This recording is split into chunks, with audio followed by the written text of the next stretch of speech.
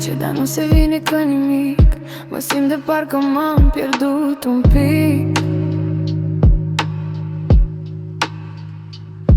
Dacă nu te pot avea aproape lângă mine, mă mulțumesc cu ce-a rămas din tine.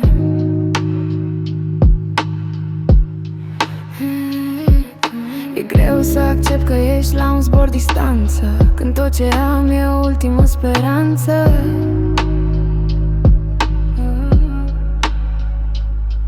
Îmi lipsești mai mult decât pot să îndur. Te caut în tot ce văd în jur. Dacă nu te pot atinge, dacă nu mai ești, măcar în mintea mea să te oprești. Dacă nu pot să fiu lângă tine, mă voi mulțumi cu umbra ta. Îmi vine bine, mi-e dor de tine mai mult decât pot spune. Dacă nu ești aici, te caut în altă lume. Ești un ecou, ești tot ce mi-a rămas. Te porc cu mine la fiecare pas.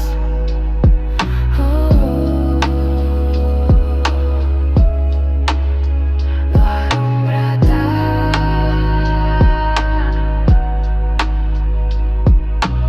Oamenii spun că totul o să treacă, dar inima mea nu vrea să te creadă plecată.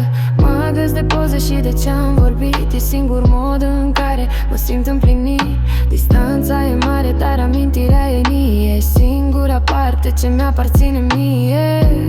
Muzica devine mai intens, o sunet de chitară acustică.